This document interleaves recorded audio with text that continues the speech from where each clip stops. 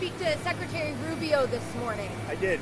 What is the latest with the negotiations in Saudi Arabia? We're moving along. We're trying to get a peace with Russia, Ukraine, and we're working very hard on it. It's a war that should have never started. Do you expect Zelensky to be involved in these conversations? What will his role be? I do. He will be involved, yes. Все цели, стоящие перед нами, вне всяких. Based on your conversations with President Putin, what do you think he wants ultimately in Ukraine? I think he wants to stop fighting. I see that. We spoke long and hard. Steve Witkoff was with him for a very extended period, like about 3 hours. I think he wants to stop fighting. They have a big, powerful machine. You understand that. And they defeated Hitler and they defeated Napoleon. You know, they've been fighting a long time. They've done it before. And but I think he'd like to. I think he would like to stop fighting. Do you think he wants the whole of Ukraine, or just what do you think he wants? No, I think he wants to stop. That was my question to him, because if he's going to go on, that would have been a big problem for us, and that would have caused me a big problem because you just can't let that happen. I think he wants to end it, and they want to end it fast. Both of them, and Zelensky wants to end it too.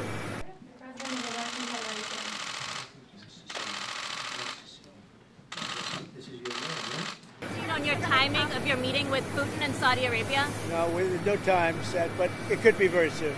Like this month? Well, or? It'll be soon. We'll see what happens. But they're meeting right now, and that's more. I mean, this should have been done 4 years ago, 3 years ago, before it started. But it should have been done immediately after it started, as opposed to now, 3 years later.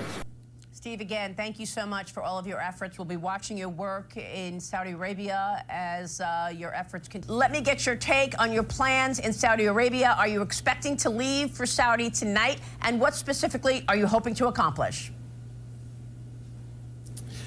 Well, I don't want to talk too much about that specifically, Maria, but I am going tonight. I'll be traveling there with the National Security Advisor, and we'll be having meetings at the direction of the president, and hopefully we'll make some really good progress with regard to Russia, Ukraine.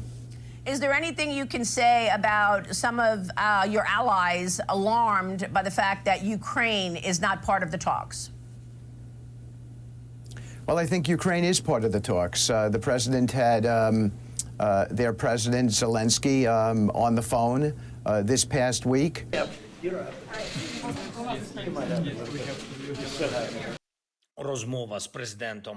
So the fact that Trump called Putin first and not Zelensky means that Zelensky won't have had the opportunity to impress on Trump his key positions and views and perspectives on how any potential discussions of a ceasefire might unfold or unroll. And that's obviously significant because essentially it means that Ukraine is being cut out of the discussion, and Putin and Trump are speaking directly to each other without taking Ukraine's position into account.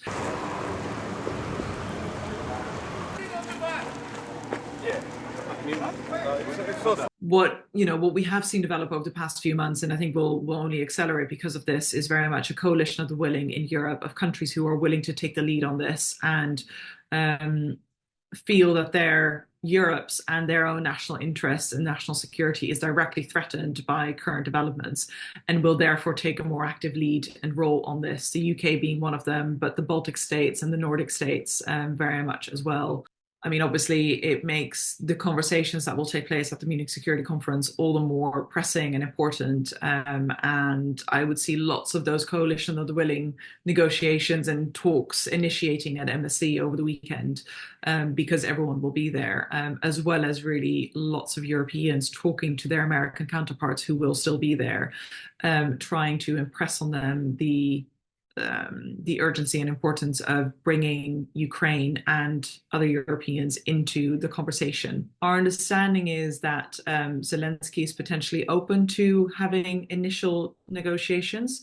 Some of the lines are softening a little bit as well, but for Putin, that hasn't softened. And some of the things that he wants to get out of it, for example, removing troops or US troops out of Eastern Europe, would really be significant, not just for Ukraine, but for Europe. As whether Putin gets a favorable ceasefire or peace deal on his terms, or whether he just keeps grinding them down over time, I'm not sure he really minds that much, unless, of course, something significant changes in Russia itself.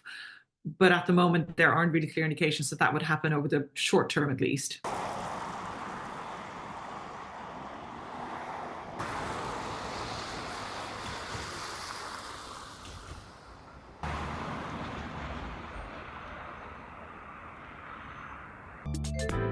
偷偷告诉大家，我最近发现了新法宝 Royal Face 逆时奇迹系列，它有活肤露、全效精华，还有精华霜。尤其我皮肤比较偏干，所以我非常的注重保湿。保湿做得好，肌肤自然烹润。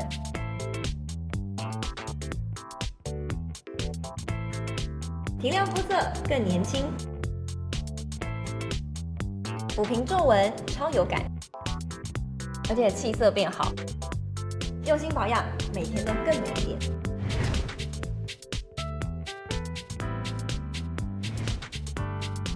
美吧。